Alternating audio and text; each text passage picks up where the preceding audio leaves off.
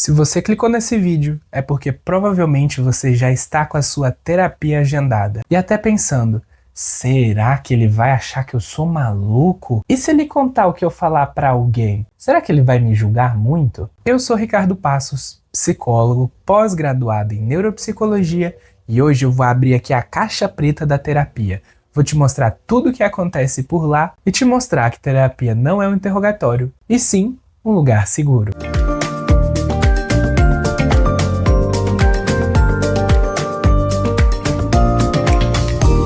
Bem, primeiro eu vou te falar sobre os seus direitos na terapia, sobre coisas que te protegem. E a primeira coisa é sigilo profissional. Nós psicólogos não somos fofoqueiros profissionais, a gente não é pago para fofocar. Essa é a primeira grande diferença entre um psicólogo e o seu amigo. Se você contar qualquer coisa que seja para o seu psicólogo, ele é proibido de contar para outra pessoa. Não é que ele não pode. Não, ele é proibido. Se ele contar algo da sua vida, o CRP, Conselho Regional de Psicologia, pode até cassar a carteira profissional desse psicólogo, ou seja, ele não vai mais poder atuar como psicólogo. Para você entender como esse é um dos seus direitos fundamentais na terapia. Então, mesmo que eu encontre a sua mãe no supermercado, e mesmo que você tenha me falado algo muito constrangedor, eu não vou poder falar: Ô dona Deia, sabia que o seu filho me falou tal coisa? eu não posso. Você está extremamente protegido. Mas existem exceções legais, principalmente se estiver colocando vidas em risco. Por exemplo, se na terapia você me contar que amanhã você pretende fazer alguém ir de arrasta pra cima, eu sou obrigado a contar isso à polícia. Porque senão, eu estou pegando na sua mão e Falando, beleza, tamo junto. E aí eu viro cúmplice da história, em vez de psicólogo. Ou se você me contar amanhã que pretende ir de arrasta pra cima. Outra coisa que as pessoas têm muita preocupação: o psicólogo vai me julgar? De novo, essa é uma das diferenças entre contar para o seu amigo e ir para terapia com o psicólogo. Porque nós estudamos para não julgar. Inclusive, esse é um dos motivos da gente também não poder atender amigos. Imagina, se eu for atender um amigo meu e ele me conta alguma coisa do dia, a primeira coisa que eu vou fazer é: Você larga de ser preguiçoso, você larga de ser besta, você larga de ser trouxa. porque ele é meu amigo. É óbvio que vai ser a primeira coisa que eu vou pensar. Mas, para que a gente mantenha a postura de psicólogo, a gente atende pessoas que não são previamente nossos amigos. Então nós não fazemos juízo de valor, independente do que você tenha feito, independente do que você tenha falado, mesmo que seja uma coisa 100% constrangedora. Nós não vamos julgar. Inclusive, eu estou autorizando você. Se o seu psicólogo te julgar na sessão, não precisa falar nada. Se levanta e vá embora. Porque esse não é um bom psicólogo. E com certeza não estudou direito. Pode ir embora e vá procurar outro psicólogo. Assim como qualquer profissão, você tem psicólogos ruins. Então, o que você deve fazer é ser você mesmo. Seja 100% autêntico. Pode contar qualquer coisa que a gente não vai julgar você. E mais uma coisa que as pessoas logo se perguntam é: que diacho que ele anota tanto nesse caderno? O que ele tanto escreve? Será que ele tá falando assim: fulano é doido de pedra? Meu Deus do céu, nunca vi uma pessoa tão doida assim na minha vida. Será que é isso? É nada. Na verdade, a gente está anotando alguns pontos pra gente não esquecer. Porque, de novo, diferente de estar conversando com um amigo, eu quero saber tudo. Eu quero me lembrar de tudo que você me contou, porque cada detalhezinho importa. Então, às vezes eu tô botando uma palavra-chave, às vezes eu tô colocando um pedaço de uma palavra que você falou, uma frase. Por quê? Depois da sessão, a gente escreve as coisas para que a gente possa sempre se lembrar. Porque senão, imagina, a gente atende, sei lá, 20, 30 pessoas no consultório. E aí quando chega você de novo, ao invés de você ter que me contar tudo, ter que me relembrar todas as vezes, eu simplesmente, antes de entrar na sessão, leio as coisas que você já me falou e eu anotei. E quando você continua falando, você pode falar da onde você parou e não ter que me explicar tudo de novo. Afinal, as pessoas que trabalham com terapia atendem muita gente. É impossível a gente se lembrar de tudo. Então essas anotações que a gente está fazendo são só alguns pontos para a gente não se esquecer e anotar tudo depois, tá bom? Fica tranquilo, a gente tá chamando ninguém de doido não. Agora, essa parte é dedicada para quem ainda não escolheu o psicólogo para fazer terapia. E aqui eu vou falar a relação entre fazer terapia e o Tinder. Olha só, uma das primeiras aulas que a gente tem na graduação é aprender que não existe psicologia, e sim psicologias, no plural. Por quê? O ser humano é muito diverso e seria diminuir muito esse ser humano se eu olhasse para ele de uma só forma. Então existem umas coisas chamadas abordagens. São formas que nós psicólogos aprendemos e estudamos para olhar para esse ser humano, para entender esse ser humano. E isso também vai fazer diferença na nossa forma de atuar na clínica. Então você vai ver psicólogos que falam mais, que escutam mais, que são mais calados, que falam mais sobre coisas pontuais, que focam mais no passado. E tudo isso são formas válidas de terapia. E o que isso tem a ver com o Tinder? É porque você precisa, antes de escolher a abordagem do seu psicólogo ou com que psicólogo você vai fazer, você precisa entender como você se sente melhor. Aqui eu vou te dar algumas abordagens e perfis que se dão melhor com esse tipo de abordagem. Mas lembrando, isso aqui não é uma regra, não é que funcione só dessa forma, mas é que pode ser que funcione melhor. E você escolhe do jeito que você quiser. Se você é aquela pessoa planilheira, aquela pessoa que coloca tudo no Google Planilhas ou no Excel,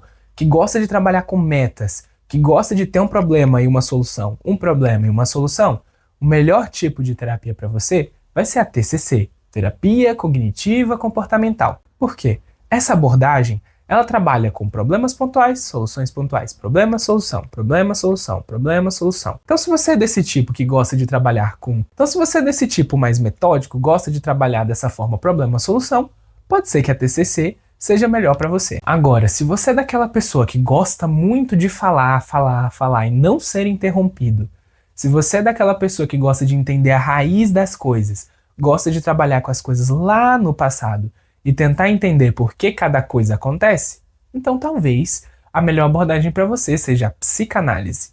Eu particularmente não sou fã, mas isso não é sobre mim, é sobre você. Cada um precisa escolher a abordagem que conversa com você. Não existe uma abordagem que é melhor e superior a todas as abordagens, uma abordagem que é pior e inferior a todas as abordagens. Se você vê por aí alguém assim, é porque essa pessoa tem um ego bem grandinho assim e gosta de defender a sua própria abordagem. Mas comigo isso aqui não vai acontecer. Observação importante. A psicanálise, ela não é bem uma abordagem da psicologia. Na verdade, ela nasceu na medicina. O Freud, que é um dos grandes pais da psicanálise, ele era médico. Inclusive os textos que a gente lê na faculdade, ele sempre começa, carta aos médicos. E o que eu quero dizer com isso? Que existem duas profissões que trabalham com a psicanálise. Uma é a psicologia, que é a minha área. E o outro são os analistas. E os analistas, eles vão estudar apenas a psicanálise. O foco deles é psicanálise. E tudo que eles veem é psicanálise. E nós aqui da psicologia vemos muito mais coisas. A gente vê... Desde a infância, a gente vê como é formado o cérebro, sociologia, filosofia, anatomia, biologia, farmacologia. Então a gente vê uma coisa muito mais ampla, porque a gente trabalha com muito mais coisas. Mas isso quer dizer que os analistas são melhores do que os psicólogos? Não. Eles só são diferentes. Vai ter pessoas que vão preferir estar com analistas e vai ter pessoas que vão preferir estar com psicólogos. Mas essa, de novo, é uma decisão que é só sua. Só você pode tomar. Não existe uma guerra. Até existe. Algumas pessoas brigam aqui. Você não podia chamar esse terapia, que você não é psicólogo, BBB, bababá. Mas eu não gosto dessas brigas. Eu acho que tem espaço para todo mundo. E quem ganha são vocês. Quem tem que decidir são vocês, tá bom? Agora vamos falar das pessoas mais expressivas. Ricardo, não gosto tanto de falar de passado. Eu não sou tão planilheiro, não gosto desse negócio de problema-solução. Eu sou mais teatral, eu gosto do teatro, eu gosto do cinema, eu gosto de colocar minha vida como se fosse uma peça, eu sou mais dramatizador. Então, existe uma abordagem para você, e ela se chama psicodrama. Psicodrama? É tipo, eu fico sendo dramático com psicólogo? Não, tem nada a ver com isso. Tem a ver com dramatização. Ou seja, é você transformar sua vida numa peça de teatro. Sim, existe uma abordagem na psicologia que é assim. Basicamente, você transforma a sua vida num setting terapêutico. Nós fazemos isso com uma forma técnica para que você atue a sua vida pensando de outras formas, às vezes trocar de lugar com outras pessoas. Eu vou te dizer que é uma abordagem que eu particularmente acho muito interessante e diferente também. Agora, se você é aquela pessoa mais analista de situações, você gosta de fazer análises da sua vida Entender por que aquele comportamento aconteceu, mais lógico, matemático, nem tanto solução-problema, como é o caso lá do planilheiro, mas você é uma pessoa que analisa muito os seus padrões, quase como uma pessoa que joga xadrez ali. A melhor abordagem para você é o behaviorismo. Então você tem uma mudança de hábito junto com fatores reais da sua vida e que são explicados. Então você começa a estudar a sua vida analisando os padrões de comportamento. Agora, se você é uma pessoa criativa, simbólica, que gosta de entender os sonhos, que quer trabalhar com isso, aí sim a gente tem a Jungiana, que vai trabalhar com essas coisas. Mais criativa, mais simbólica, de levar assim as coisas com maior simbolismo. Agora, se você busca acolhimento, se sentir bem, sentir acolhido pelo psicólogo, quase como um abraço quentinho, a gente tem o humanismo.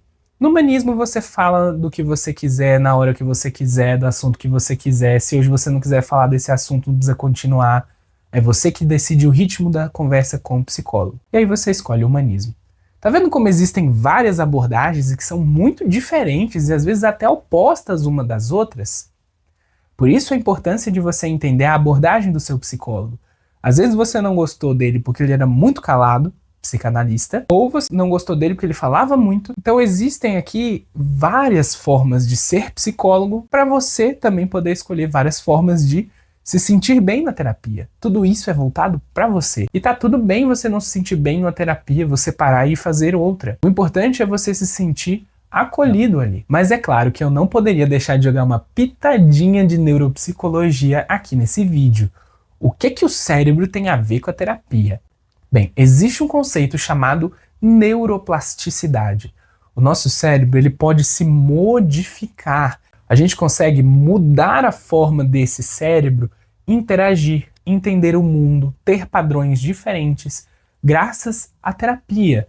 Claro, é fácil? Não.